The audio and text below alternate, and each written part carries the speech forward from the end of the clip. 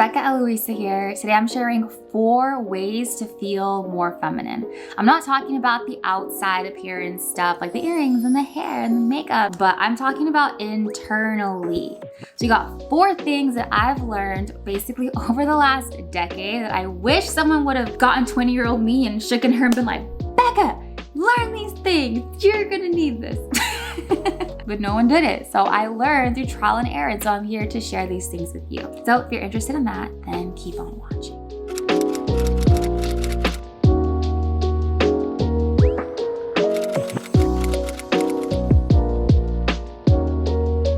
This video are for the people who are feeling burned out from being overachievers or perfectionists, or burned out from competition, or just feel tired of trying to control everything and are like, okay, I need to take a step back. Let's see what this feminine energy thing is all about. This video is for you. And how do I know that I'm talking to you? Because I was you. I believe that God created us to be able to tap into like, oh, I'm gonna be super ambitious today because I need to get this thing done, or super competitive and aggressive. Or you know what, hey, it's rest, like the Sabbath. Like I'm gonna rest, I'm gonna wait, I'm gonna see what happens. I'm gonna be nurturing, I'm gonna trust my spirit and trust my intuition. So all those things I just mentioned are like what people call masculine and feminine energy. I believe we're created with all of it. Today I'll be talking about how to feel more feminine on the inside. And number 2 is a little spicy. First step is to rest and nourish your body. Rest. You say, okay, men rest too, but if you look at your infradian rhythm, how women are like basically set up, our hormone levels rise and drop, and the chemicals in your brain also rise and drop, and according to different levels based on what phase you are in your cycle. It's like your winter, spring, summer, fall, right? We all have our follicular phase. We're all excited about ovulation, and we're like feeling ourselves. We're out there talking to people, and then eventually you retreat down into your luteal phase and then your menstrual phase when you start to bleed, and usually you tend to feel a bit more sensitive, a bit more soft, and extra sleep is actually something that you need when you are on your period. So just for the fact of rest being built into our bodies in that sense, in like your 24-hour clock, but then also like your 28-day clock, that shows that rest is very feminine. If you are feeling burned out or overwhelmed, or like you're trying to control everything and very anxious, I would say the first step is to rest. And that doesn't just mean sleep or scroll on your phone. That means to stop doing all the things that are required of you, at least what you can. So if you say yes and have a bunch of commitments and you sign up for fun things, you sign up for things at work, stop for a period of time until you feel better. For me, some of the things that I like to do is have less commitments. So if you're in a phase like, okay, the next 90 days, I want to feel more feminine, be more in touch with my intuition and the sensuality and all that kind of stuff, figure out what's draining you right now. Is it your debt, bank account, where you live, the area that you live in? Is it relationships? Is it your partner? Is it your parents? Scrolling on TikTok? Is it comparing yourself to others? And what you want to do, if possible, is take some type of rest from that. For me, I had pretty extreme burnout, and so what I ended up doing was I actually quit my job and I moved back home with my parents. This was during the pandemic. At first, escapism, because I didn't know even what to do to feel better, but eventually I found that resting actually helped a lot and made me a lot more clear-minded in what my next steps would be. Here are some actionable ways to rest. You can go to sleep early, or you can wake up a little bit later. I'm more of a fan of going to sleep earlier. So if you go to sleep at 11 o'clock usually, try to be in bed by 9 and unwinding then. Another way to rest is to take a break from media. So like in the Bible, it says on the 7th day God rested, so that's a Sabbath, right? When I was growing up, we practiced the Sabbath, and it was amazing because on Sabbath, we didn't use electronics. And as a kid, I hated it. I was like wanting to watch TV and watch movies and all this stuff. But after the Sabbath was over, you just felt so much more refreshed. Another one is taking a break from people. So a lot of times, like we operate based on people's expectations of us, and that causes a lot of emotional stress. Or even if you have something like, if you're a perfectionist or a people pleaser, that kind of stress does weigh on you. Maybe even taking a break from a strict workout plan or like a super strict eating plan. Like if you're like keto vegan or you're like extremely like paleo, and if it causes you like mental stress, release control and try to release the fear of what's gonna happen if you aren't perfect in your workouts every single day. You're not hitting your HIIT classes or hitting weights. If you like to stay active like me, a good way to rest is instead of doing HIIT classes, trade some of your workouts out for walks or some stretching or some yoga or something fun like ping pong. I played ping pong yesterday at the climbing gym and I had a blast. And I was sweating, so it's a workout. The second part of this is to nourish. Rest and nourish, y'all. Rest and nourish. Nourishing your body and your spirit comes in so many forms, and people call it self-care, right? But the biggest thing is diet. You wanna make sure that you're eating high quality foods and like veggies and fruits and all that kind of stuff. You can nourish your body in vitamins.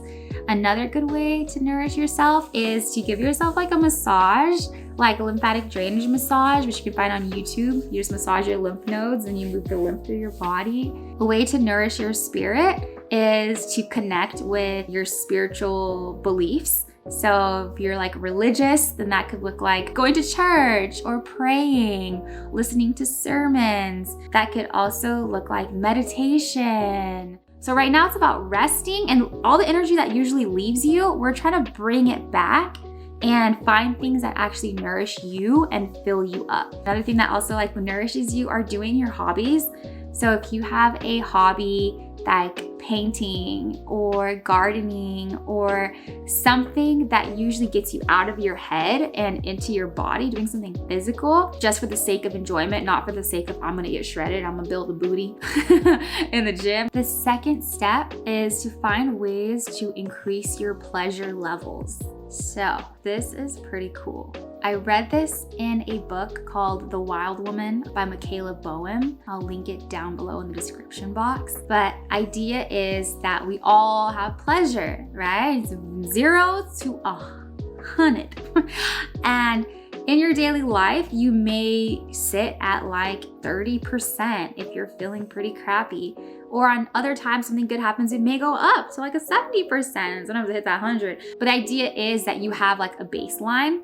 And so if you're in your everyday of going to work, going to school, coming home, eating dinner, seeing your friends, stuff, if your baseline pleasure is around 60%, you want to figure out what you can do to increase it to like your baseline being like a 70%. And I will say increasing your own pleasure levels will also make you a more attractive person and attractive to other people, or even attractive to opportunities. You just become like a magnet. If you're interested in learning how to be a magnet and attract more of what you want, then let me know in the comments below and I'll make sure to make a video on that. Basically, when you increase your pleasure levels, you tend to tap more into your feminine energy. Now, what are some ways to increase your pleasure levels? For me personally, it looks like slowing down and being more present. So the way I'm more present is usually when I have less things on my to-do list. I'll have like 3, this is my sweet spot, okay? If I have 3 essential tasks that I need to get done in work,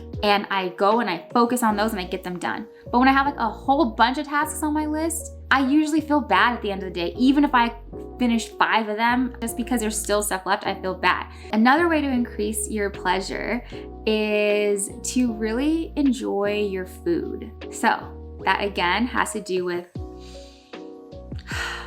slowing down. For example, you get your food and instead of just slopping it on the plate and eating it for the sake of calories or macros or whatever, you actually take time to make it look nice and add the little garnish and add some extra salt to your food to make it taste better. And then you slow down when you eat. The more that you chew your food, your saliva, I think, has enzymes and it breaks down the food and starts digesting in your mouth before it actually goes to your stomach to digest. So it's like a pre-digestive step. When you savor your food or you chew it more, then it's easier on your digestive tract. And digestion takes the most amount of energy in your body. So if you've already like helped your digestive system out a little bit by chewing your food a lot more, then all that tends to be smoother. You tend to have more energy and tend to be more regular when it comes to your bowel movements and going to the bathroom and detoxing. Another good way to increase pleasure, which I love this one, is when I go for walks, I like to look at the pretty houses. I also touch almost like all the bushes that I come across, or like pretty petals. I like to connect, saying hello to them because they're alive just like us. And the way I say hi to plants is by touching them or like smiling at them or acknowledging the beauty of look what God created. Another one is having a clean space. Like when my room is a mess or my house is a mess, I don't feel that good. So I like to clean up, and that helps a lot with pleasure. If you're at a 60, girl or guy, whoever's watching this, I want you to try to increase it by 10 points. So in the next week or so, do things that are gonna put you at a normal 70. And the idea is that if you're like a 80, 85, 90 on your baseline pleasure, then you tend to be a happier person, and it's so much easier to get to that 100 because you're not going from like a 20 all the way to 100, which takes a lot of work. Number 3 is to create beauty. Beauty. Women are creators. If you're not gonna use your body, if you don't wanna use your body to create, which is like, making a baby and all that kind of stuff, nurturing and growing a baby in your belly, and even if you would do that, find other ways to be creative. This could look like one, having an art practice, even if you're not good at it. I have some colored pencils and a sketchbook, and I like to just doodle daddle dibble dibble dibble daddle doodle cockadoodle doo. I'm not the best, but I have fun doing it. Another thing I think is super cool, and I really want to try it, is pottery. So you can like maybe spin at a potter's wheel, make a little cup and a mug and gift it. One of my friends, she loves creating costumes. She's amazing at it. She's like a raver. So she loves creating and DIYing her own costumes for festivals. Also with creating beauty, something I've gotten into, cooking, creating delicious, nutritious meals. And I've been getting into this because 2023 was like my year of becoming a domestic princess. I've never been one to like care for a home, but this year I've actually gotten really good at it. And I've practiced and made a ton of meals. So follow me on Instagram so you can see some of my cooking adventures. Another way to create beauty is to beautify your space. So finding a space that makes you feel good and comfortable in, and that you feel comfortable inviting people into your home. So like fun colors like this, like bright blue table, the orange couch, like the lights, all that kind of stuff. Whatever you like and makes you happy, find ways to beautify your space in that way. And then another way to create beauty is obviously with yourself. So what do you like? What makes you feel pretty? What makes you feel nice? Despite what the expectations of what other people say, what makes you feel beautiful? And do that. Something I really like to do is have like an everything shower. And then when I get out of the shower, I do my own facial, which is, I use like this enzyme mask to eat away all the dead skin. I do some extractions. I'll do like facial steaming. I'll do like my red light therapy mask. It's a whole situation. And I feel like that makes me glow and makes me feel beautiful. And that's the way that I beautify and take care of myself. Another thing is I started oiling my scalp, like doing like scalp treatments, because girl, I'm trying to have like Rapunzel, like inches down to here of my natural hair. So that's like probably gonna take like a whole year, 2 years to grow that. See, it's already there, but I want it to be there curly. So it'll take some time. Also, like maybe if you like wearing makeup, then putting makeup on. I'm not really that much of a makeup girl, but I know a lot of people do like that, and that's fun. And then I like to wear dangly earrings. Just another way to beautify myself. Beautifying yourself is also another form of creation. The last one, number 4, might stress some of y'all out. Number 4 is boundaries. For me, growing up, I hated that word, boundaries, because I was scared to enforce boundaries for myself. And it's honestly not until recently that I've learned how to comfortably say no to clients who pay me a ton of money, to bosses, to your parents, to your partner, to your neighbors, to your roommates.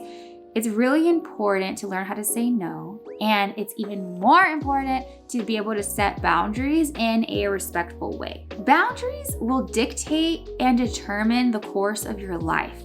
So if you guys want a video on boundaries, it's not like sexy, but it's something you need to know, let me know in the comments down below and I'll make one. You want to have boundaries in a couple different areas. The first one, boundaries with yourself. Your relationship with yourself is like the most important relationship you're gonna have. Even more important than that cute boy or girl that you're talking to. Even more important than with your children or your parents. You wanna have boundaries with your mind. If you're someone who feels like they are bullied by their feelings versus being in tune with their feelings and using them as signals to help get their needs met, then I recommend doing some work on how to set boundaries with yourself. Another popular area to set boundaries in is with work. And I was thinking about this because I'm someone who's notoriously been bad at setting boundaries with my work. It's not until recently, after experiencing burnout, that I'm like, girl, like I need to set boundaries or my hair is gonna start falling out again and I'm gonna break out and have cystic acne and feel like crap. It's not worth it. I looked at all the women in my life and realized like, dang, too high of a percentage feel like they can't say no at work. They feel like they have to keep saying yes to their boss. And they may work a 9-to-5 job and be on salary, but then bringing work home with them on the weekends or always saying, oh, I wanna get ahead, I wanna get ahead, I wanna get ahead. But if you're always having to get ahead, you're never ahead and you have to stay ahead, you have to fight for it versus by setting a boundary and saying, hey boss, there's not enough hours in the day to get this done. So in terms of priority, which of this has priority? And then they do that. Now, honestly, it's kind of crazy because I could not set boundaries at work. And so I was overworked like crazy. I said yes to everything. And so I thought, okay, like this doesn't feel good. So what I'm gonna do is start my own business because I thought that I wouldn't have to enforce boundaries being an entrepreneur. And it's way harder because then you have clients and you have to set boundaries with your clients and with your team and with yourself. So boundaries is part of life. And if it makes you uncomfortable, then know that the earlier you can be comfortable with the discomfort enough to learn how to set boundaries and then practice it enough to where you are comfortable with it and it comes as second nature, that's what I recommend doing. Another common area to set boundaries with is with your significant other. Know what's okay with you and then know what's your non-negotiables. And that's where you set your boundaries. You can set boundaries in how somebody talks to you. You can set boundaries in how you fight. In relationships, fighting, disagreeing, and all that stuff is common, normal, but you may have a boundary of like, hey, when we fight, you do not call me out of my name and I will not call you out of your name, right? Another one is not allowing them or someone else in your life to pressure you into something that you feel uncomfortable with or don't want to do. That's setting a boundary. Usually if you have like a little like uneasy red flag feeling, then you should take a moment, stop, sleep on it, take a breather, pray on it, and see if you actually want to do it or not and go through with it. You can even set boundaries for people who emotionally dump on you. Now, this is like usually with like friends or family members, because when you're close to someone that you open up and you can share and you want to share that stuff. And so usually it's good to say like, hey, I'm going through something, like, do you have the capacity to listen to me right now? I feel like I need to rant, I need to emotionally dump, right? And they can say yes or no. Or if someone is dumping on you and every time you are around them, you just feel like super heavy, like, oh, they're just gonna talk about all their problems today. You can set a boundary there because you don't have to accept that into your life. You don't have to be a jerk and be like, you know what, I don't wanna be friends with you anymore. But you can tell them like, hey, today, I'm about to start my period, so I'm tired. I'm feeling emotional and sensitive. And when we hang out, let's actually have like a high vibe, positive time together. Let's leave our drama at home and focus on creating a good experience together. You can still maintain your relationship, but let people know like, hey, I don't have the capacity to listen to all this stuff right now. I just can't. When your boundaries start being crossed, your body knows, hey, this girl is not sticking up for me. I need rest, but she said yes to taking work home for the weekend. I need to be off the screen, but she said yes to taking on another client. Or I'm feeling like I need some emotional self-care, but she said yes to letting her friends rant about all their boyfriend problems. So what happens is your body starts to rebel. I don't know how scientific this is, but at least I know like in therapy and in books like The Body Keeps Score, when things are emotionally dysregulated, that usually leads to physical ailments. I've seen a direct correlation for me personally with my Hashimoto's symptoms and my emotional state. So when I do these things, like especially having boundaries, my Hashimoto's symptoms tend to disappear. But then when I'm overworked, saying yes to things I want to say no to, feeling like someone is bullying me but not sticking up for myself, or feeling like something's unfair, I notice that my symptoms start to get worse. Symptoms like the acne, the hair falling out, cold sensitivity, fatigue, all these like really icky things that just saying them makes me feel sad. And I don't want that for myself, and I don't want that for you. So just to recap everything we covered, the first thing is to rest and nourish. The second one is to find ways to increase your pleasure levels. Third, create beauty. Number 4, learn how to set boundaries. Alrighty friends, that's everything I have for you today. If you have any questions or video recommendations, comment them in the description box down below, because I really want to make sure that I make videos that are requested and that are things that you guys really want to see. Alright, I will see you in the next video. Bye.